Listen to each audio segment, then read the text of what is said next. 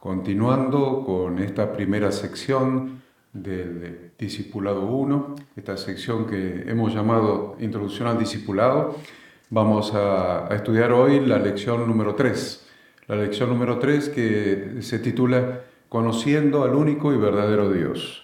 La lectura que vamos a utilizar para estudiar esta lección es Romanos capítulo 1 desde el 18 al 23, que dice así: porque la ira de Dios se revela desde el cielo contra toda impiedad e injusticia de los hombres que detienen con injusticia la verdad, porque lo que de Dios se conoce les es manifiesto, pues Dios se lo manifestó.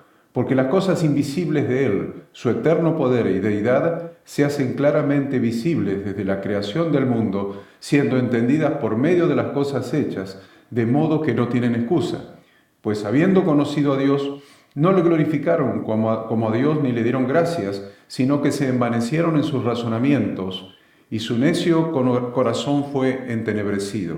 Profesando ser sabios, se hicieron necios, y cambiaron la gloria del Dios incorruptible en semejanza de imagen de hombre corruptible, de aves, de cuadrúpedos y de reptiles.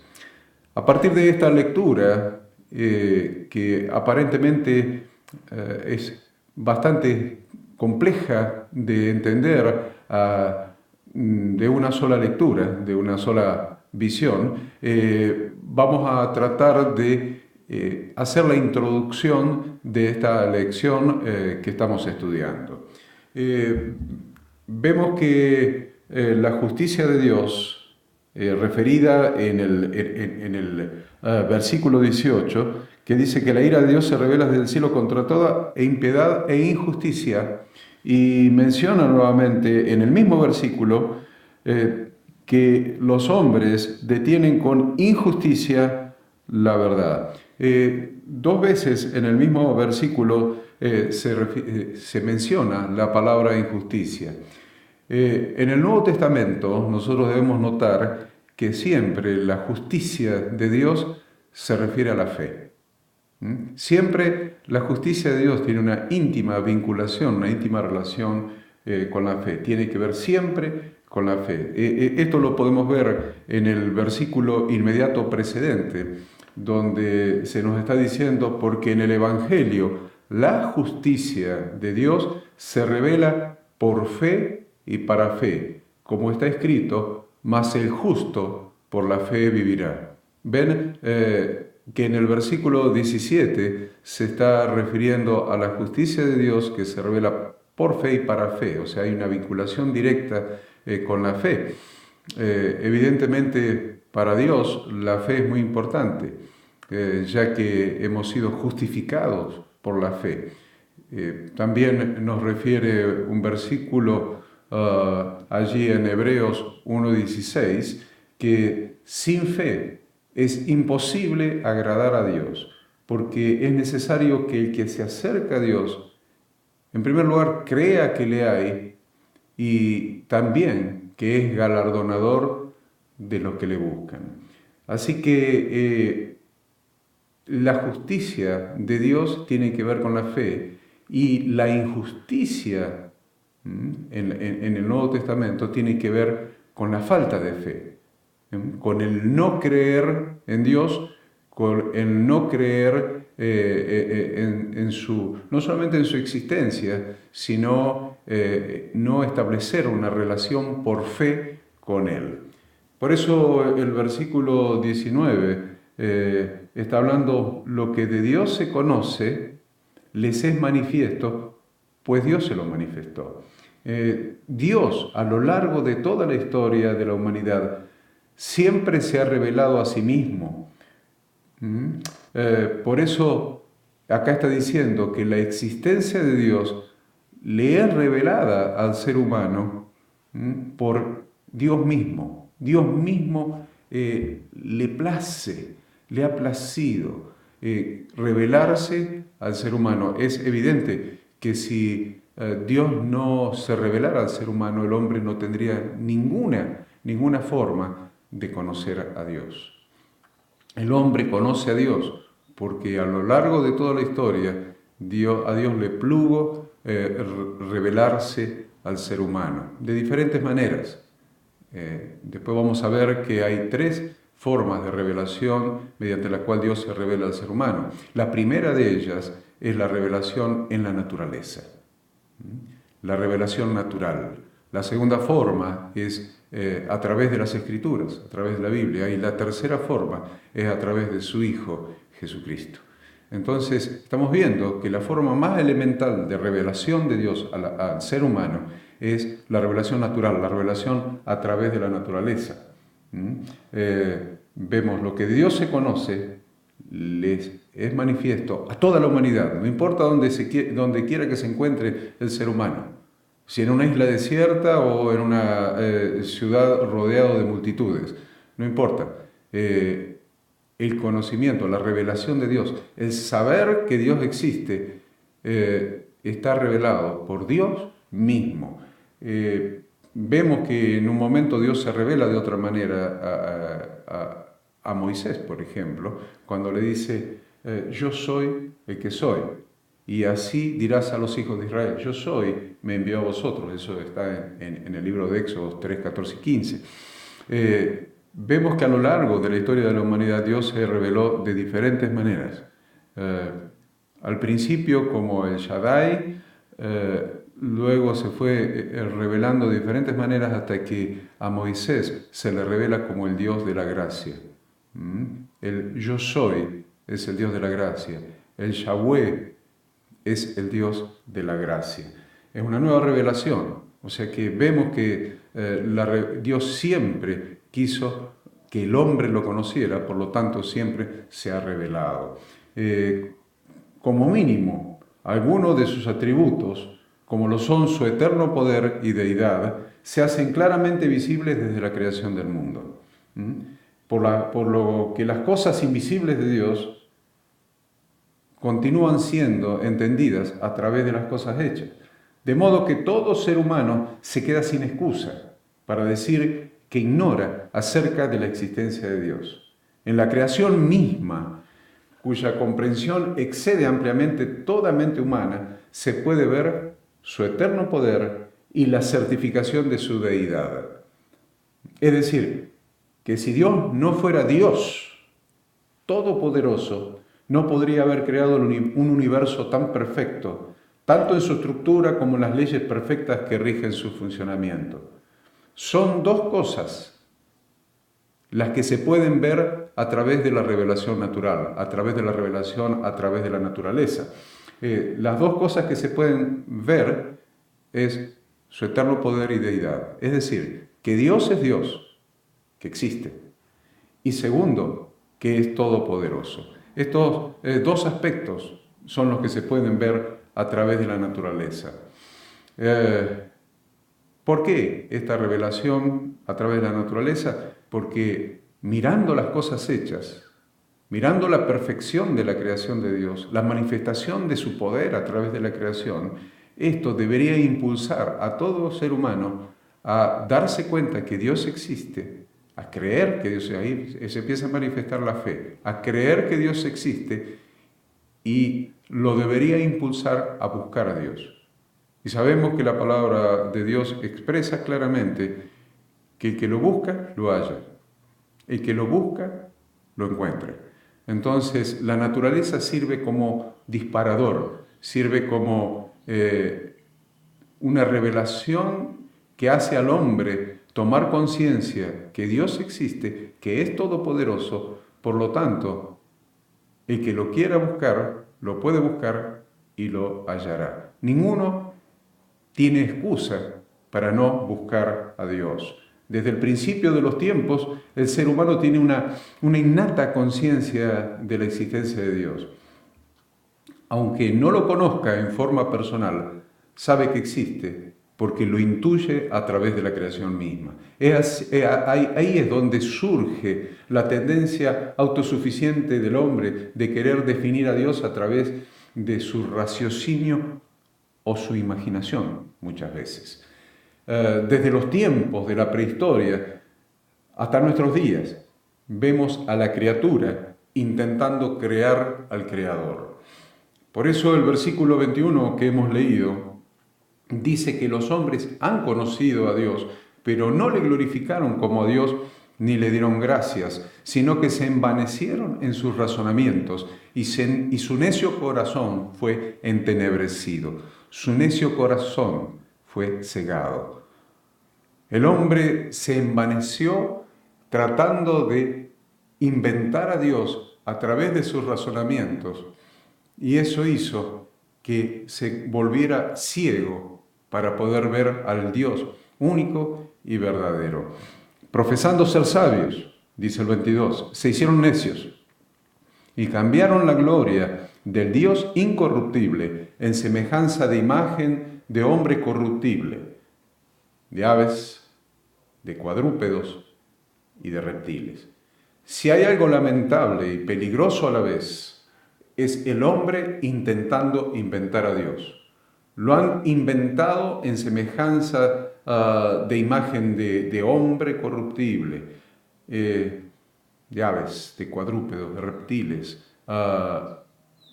Cuadrúpedo, Baal con la forma del becerro, el becerro de oro que estaban adorando los israelitas cuando Moisés bajó del monte con las tablas de la ley. Ahí tienen un Baal, un cuadrúpedo siendo adorado por el hombre. Han hecho estatuas y figuras, ídolos, diciendo que estos objetos, creados por ellos mismos, son la representación del Dios omnipotente. Es un contrasentido. No hay cosa que ofenda más al Dios verdadero que la idolatría, pues en ella se reemplaza o sustituye por otra persona u objeto que no es él mismo. Por eso la idolatría se asemeja al adulterio. Cada vez más las formas de idolatría que el ser humano va creando son más sutiles y a veces casi son imperceptibles. Muchos clérigos inventan a Dios, presentándole a la gente un Dios que no tiene nada que ver con el Dios vivo y verdadero. Es un hombre, un Dios inventado muchas veces por los colegas nuestros, por los pastores, por los sacerdotes.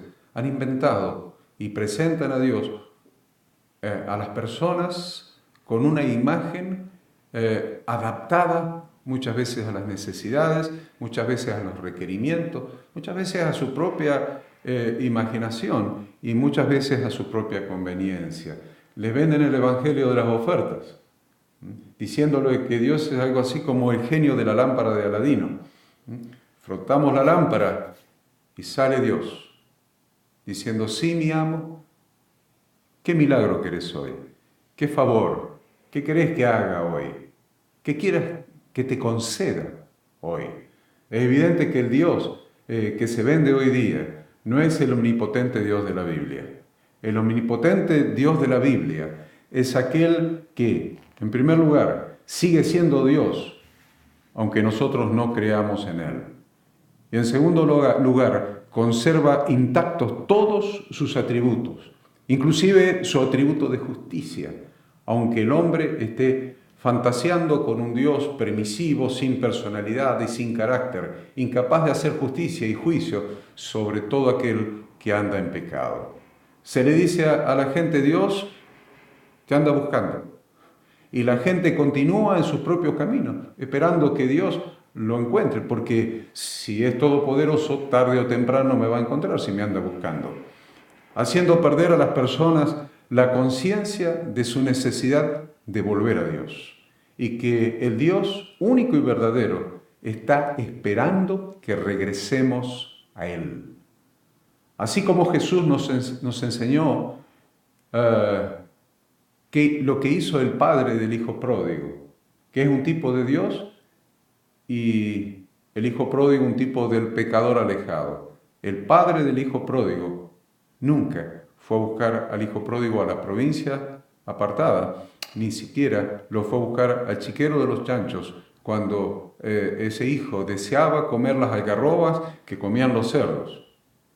Estaba en una necesidad absoluta y extrema Sin embargo, el padre no lo fue a buscar. Esperó que su hijo regresara a casa y lo esperó probablemente con una expectativa muy grande, a la orilla del camino, mirando a la distancia si el hijo regresaba, pero no lo fue a buscar. Dios sigue siendo Dios sin mí. No me necesita a mí para ser Dios. El que necesita a Dios, aún para ser un ser humano, soy yo. Por eso la palabra dice que busquemos a Dios mientras pueda ser hallado, que lo llamemos en tanto que está cercano. Él no tiene que buscarme a mí, yo soy el que tengo que buscarle a Él. El ser humano sigue imaginando y a través de su mente sigue inventando las características de su propio Dios, que en definitiva no deja de ser otra forma de la más abominable idolatría. Dice el hombre, Dios es así, yo experimenté que es de tal manera y nadie puede negar mi experiencia personal. Yo razoné que es de esta forma. A mí me enseñaron que es así. Mientras tanto, se pierde la posibilidad de conocer al único y verdadero Dios, al Dios vivo que tiene su propia forma de revelarse a sí mismo. Vamos a dar un ejemplo para que podamos entender la forma de conocer una persona. Supongamos que ustedes me quisieran conocer a mí. Yo soy el único y verdadero Horacio. No hay otro Horacio como yo. Yo soy el único y verdadero Horacio Corneli. Entonces, supongamos que usted quiere conocer al único y verdadero Horacio. ¿Por qué me quiere conocer? Bueno, porque sabe que existo. ¿Ven? La revelación, sabe que existo. Usted me está viendo en este video. Probablemente usted haya visto algunas de las cosas que yo hice, algunas de las cosas que he enseñado, algunas de las cosas que he creado, algunos emprendimientos que he realizado. Y entonces usted dice, bueno, en función de lo que vemos que este hombre ha hecho, nos parece interesante conocerlo. Entonces usted dice, bueno, vamos a ver cómo lo conozco. A ver, me empiezo a imaginar cómo es. Digo, él ha construido determinadas edificios, construcciones, casas. Debe ser un hombre con creatividad. Él ha fundado una facultad bíblica. Debe ser un hombre conocedor de la palabra de Dios. Él ha fundado un ministerio que sigue creciendo. Debe ser un hombre que tiene una meta, un objetivo de servir al Señor. Bien, entonces ahora ya tengo una imagen del único y verdadero Horacio a través de las cosas creadas. ¿Ven? Es lo que el hombre ha hecho con la revelación natural.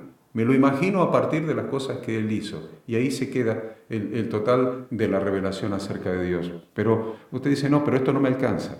Entonces ahora voy a ver cómo puedo conocerlo más profundamente. Entonces le pregunta a mi esposa, a ver, dígame, Ada, ¿cómo es el único y verdadero Horacio? Entonces ella le va a explicar cómo soy, pero le va a estar dando una visión subjetiva de mí, le va a estar dando una visión de esposa, con mis características como esposo hacia ella. Entonces una visión no objetiva, es subjetiva, es a partir de su percepción y de su experiencia conmigo. Dice, bueno, entonces no lo conozco todavía, quiero conocerlo más. Voy a preguntarle a Pablito, Horacito o Anita, sus hijos.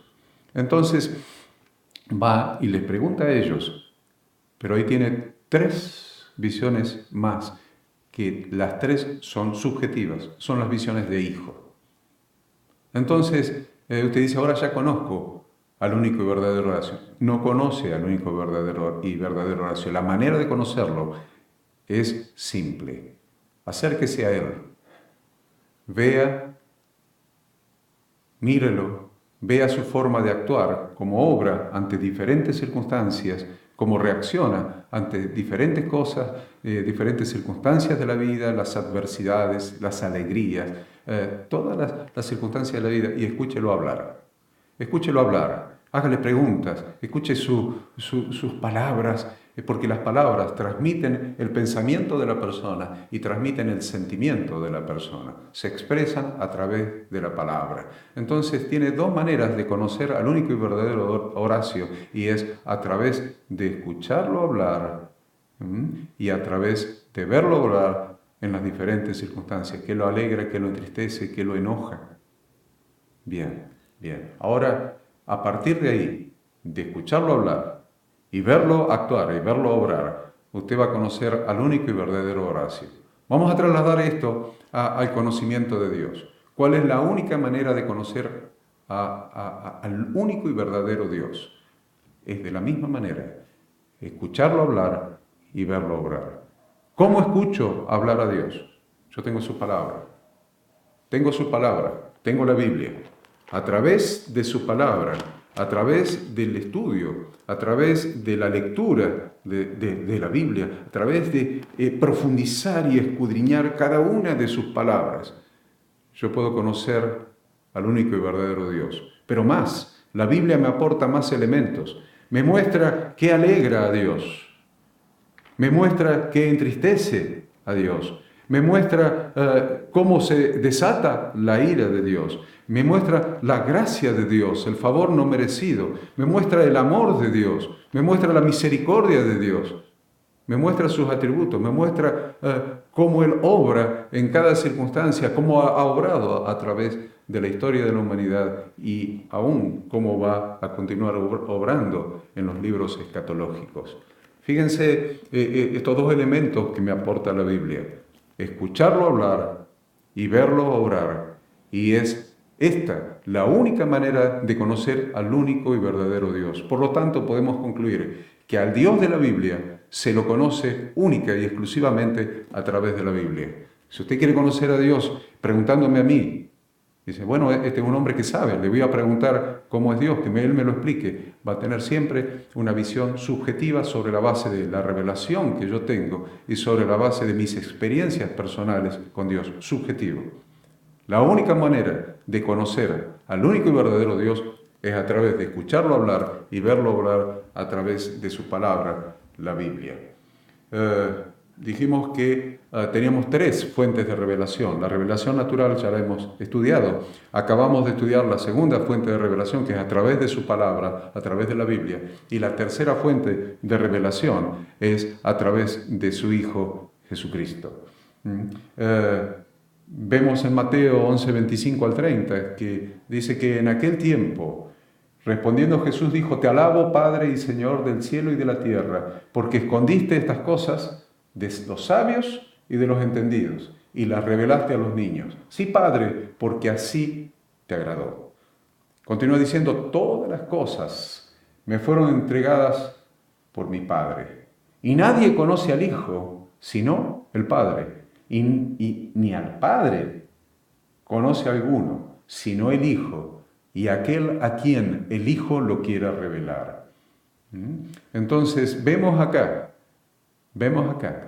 que hay una revelación que viene a través de Jesús. Hay una revelación del Padre, hay una revelación del único y verdadero Dios que viene a través de Jesús. Dice, ni al Padre conoce alguno, sino el Hijo, y aquel a quien el Hijo lo quiera revelar. El hombre continuaba debatiéndose en la búsqueda de las formas para conocer a Dios, para reconciliarse con Él, para agradarle. Sin embargo, el ser humano, lejos de Dios, está muerto espiritualmente. Y de la muerte jamás, nunca puede emanar ningún tipo de vida. ¿Cómo alguien que está muerto puede elegir a Dios? ¿Cómo alguien que está muerto puede, con sus razonamientos, llegar a elegir a Dios? Está muerto, muerto en sus delitos y pecados. ¿Tiene acaso un muerto la posibilidad de realizar algún tipo de elección? Bien, yo les voy a dar un ejemplo para que vean cuál es el libre albedrío que tiene un hombre muerto en sus delitos y pecados. Dios ha dado libre albedrío al ser humano. El libre albedrío siempre es para realizar algún tipo de elección. Pero vamos a ver cuál es el libre albedrío de un hombre muerto en sus delitos y pecados. Es como le voy a dar un ejemplo. Es como aquel que cae en un pozo lo suficientemente angosto como para no poder poner los pies y las manos y ascender y salir del pozo. Suficiente angosto como para estar atrapado en ese pozo.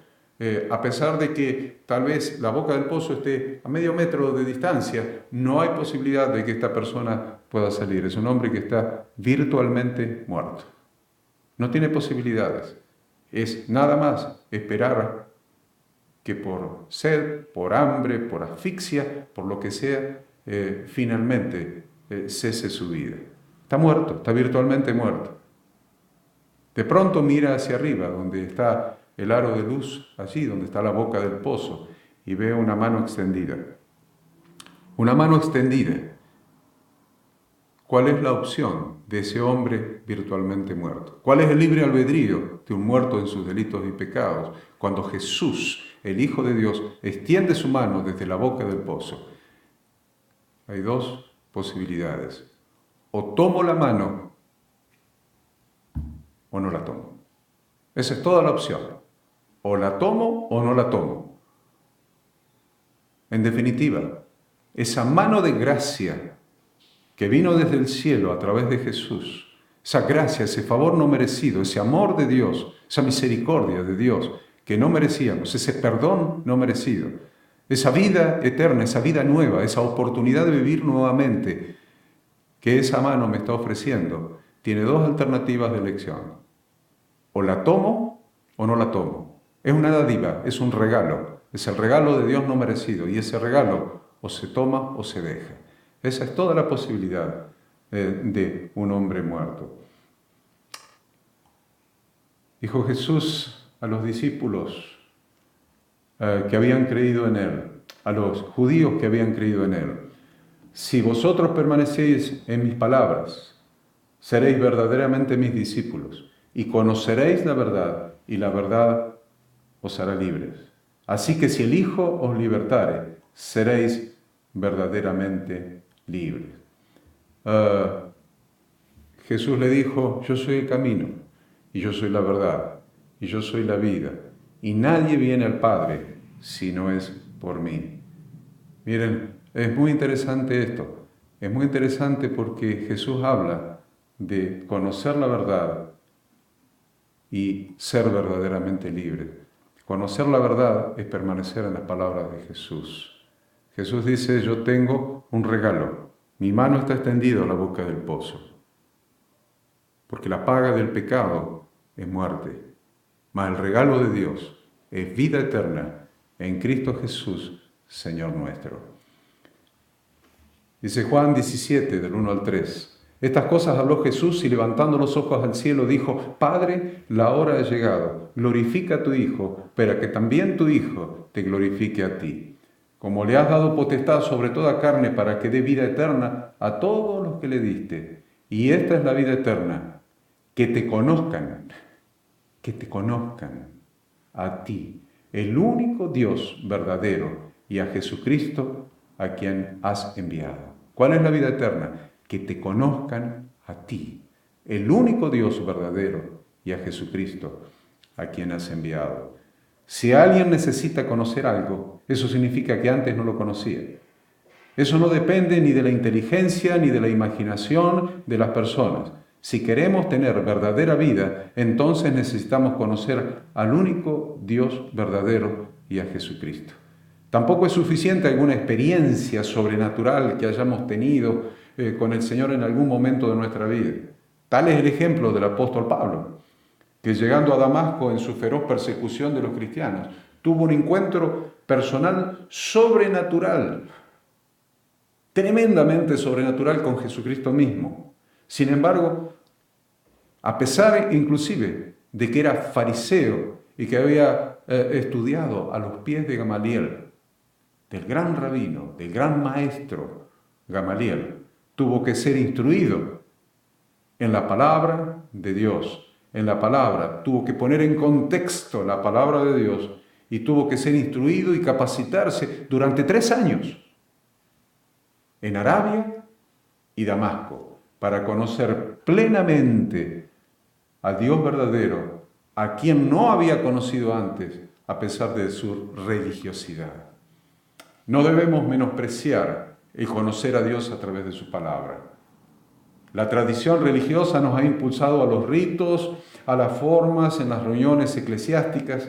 Sin embargo, la Biblia nos enseña claramente que Dios no quiere ni ritos ni ceremonias, sino misericordia y conocimiento de Dios. Porque misericordia quiero, dice Oseas 6:6, y no sacrificio, conocimiento de Dios más que holocaustos. Amar a Dios con toda la mente, es amarlo con todo el conocimiento. Jesús le dijo, amarás al Señor tu Dios con todo tu corazón, con toda tu alma y con toda tu mente, con todo tu conocimiento. Necesitamos conocer a Dios plenamente a través de sus tres formas de revelación. Debemos llenar nuestra nueva capacidad mental con la palabra de Dios.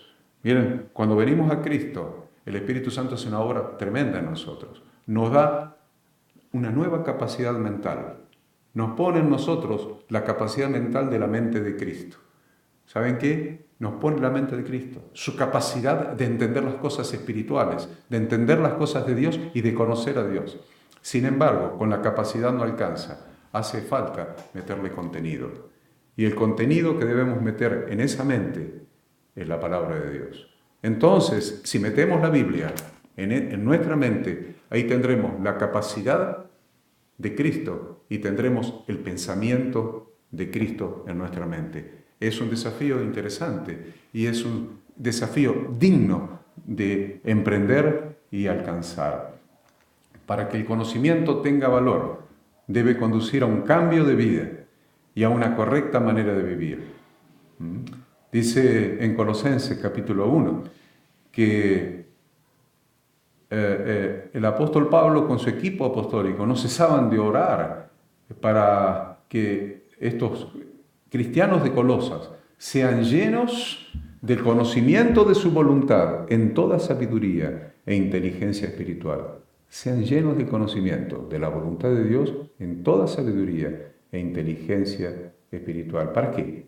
El versículo 10 dice, para que andéis como es digno del Señor, agradándole en todo, llevando fruto en toda buena obra y creciendo en el conocimiento de Dios. Este conocimiento de Dios tiene que llevarnos imprescindible, necesariamente, inequívocamente, a un cambio en nuestro estilo de vida, un cambio en nuestra manera de vivir, un cambio en nuestra manera de pensar, un cambio en nuestra manera de sentir, pero fundamentalmente entendiendo que el cristianismo no es religión ni es filosofía. El cristianismo se materializa en un estilo de vida conforme a las enseñanzas de la palabra de Dios. Dice en Oseas 4:6, mi pueblo fue destruido porque le faltó conocimiento. Por cuanto desechaste el conocimiento, yo te echaré del sacerdocio. Y porque olvidaste la ley de tu Dios, yo también me olvidaré de tus hijos. Los buenos discípulos enseñan a que se continúe formando discípulos que lleguen a ser buenos maestros. Por eso el apóstol Pablo le decía a Timoteo, lo que has oído de mí ante muchos testigos, esto encarga a hombres fieles, que sean idóneos para enseñar también a otros. Esto es la reproducción que queremos contigo, que aprendas estos principios bíblicos, que te enamores de la palabra de Dios, que conozcas profundamente al Dios de la Biblia a través de la Biblia y que una vez aprendido, una vez tomado este conocimiento, lo puedas transmitir también a otros, que seas un hombre fiel, que seas idóneo para enseñar también a otros. Es importante que tengas en cuenta que todo el estudio que estás encarando a través de la facultad bíblica tiene ese propósito, ese objetivo, que seas un hombre fiel, que te capacites, que te vuelvas idóneo y que tu fidelidad a Dios te lleve a enseñar todo lo que aprendas del conocimiento de Dios, te lleve a enseñarlo también a otros. Te bendigo y deseo que esta lección haya sido de tu interés y que te resulte provechosa para tu vida espiritual y para tu servicio a Dios.